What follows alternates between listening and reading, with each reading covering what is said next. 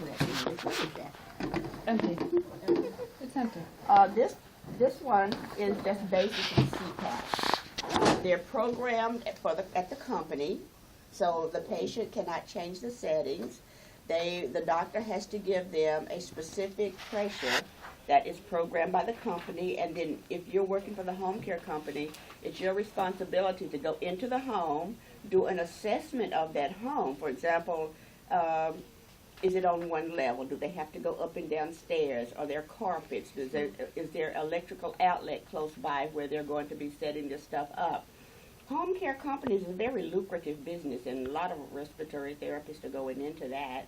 Smoking too. Smoking with the filters. Oh yeah, if they smoke or anything, all of those things you have to check out in the home before you set this medical equipment up in their home. A lot of the times these people, especially if they have something like just obstructive sleep apnea, they need the pressure, but they don't need supplemental oxygen. So this thing actually just takes in room air. It has a filter that filters that, and it shoots it out at a specific pressure or flow so that it generates the pressure that is needed by the patient. The reason I have this little thing on here, usually your foot hose just goes into there, is if the patient does need oxygen, this piece of equipment does not have any way of supplying that. This is just a totally electrical component.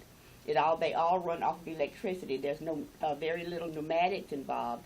So if they need oxygen, you would have to blend it in by putting a device like this on and hooking up your oxygen tubing to, let's say, in most cases, they would have something like a concentrator. Remember the concentrators? Mm-hmm. Or the liquid system they would have in the home. They're not going to have a bunch of H cylinders in their house. They're just going to have something else.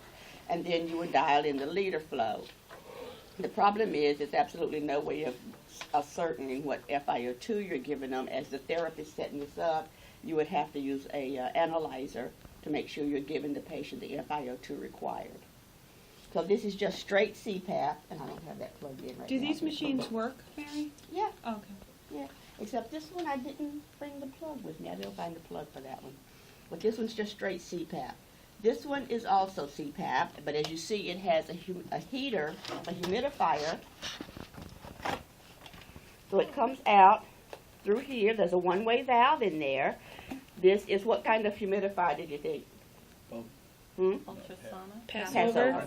It's a Passover. There's nothing in there. It's just a Passover. But it's sitting on a plate that warms it, so that the patient is getting a nice humidified gas. What's one of the biggest complaints of patients in the home care? Dry mouth, dry nose. You know, they get a headache. Everything in here gets all dried up. So you can set up a humidifier. The other thing that you can do with this device is you can set in a ramp. The purpose of the ramp is, think about it, you're going to go to sleep and you have all of this paraphernalia on your face and you have this pressure blowing into your nose or your mouth. It's difficult for them to relax and go to sleep.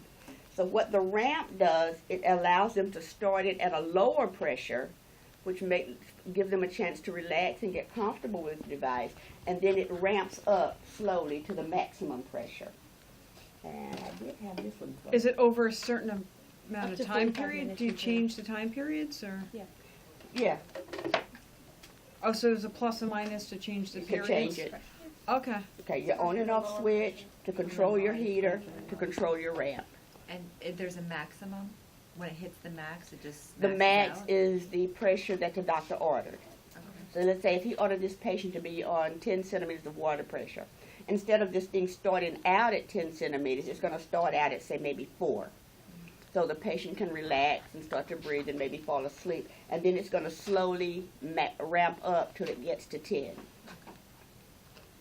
Now, I did have the plug for this one. I got to find it now. Anyway, newer in the realm of home care is BiPAP. These two machines can actually provide BiPAP in the home. With all of these home care devices, the settings are put in at the factory. The purpose for that being, you don't want the patients coming in here pushing buttons and changing the setting in the home care setting. You as the therapist would set this up in the patient's home, and you would put in for this one,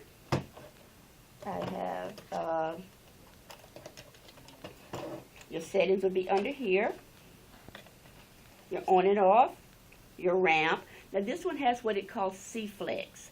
C-Flex is just another way of setting your BiPAP setting. Again, it's set at the factory. The patient cannot change the pressure settings. Do I have the thing plugged in? You know what's happening now, Mary? The wonderful world of the internet. The internet? Yes, because when we give them, the patients don't get manuals. We take the manuals out, we don't give them to the patient for that reason. So now they can go So online what's and look it happening up? is, we had one patient randomly call in, they were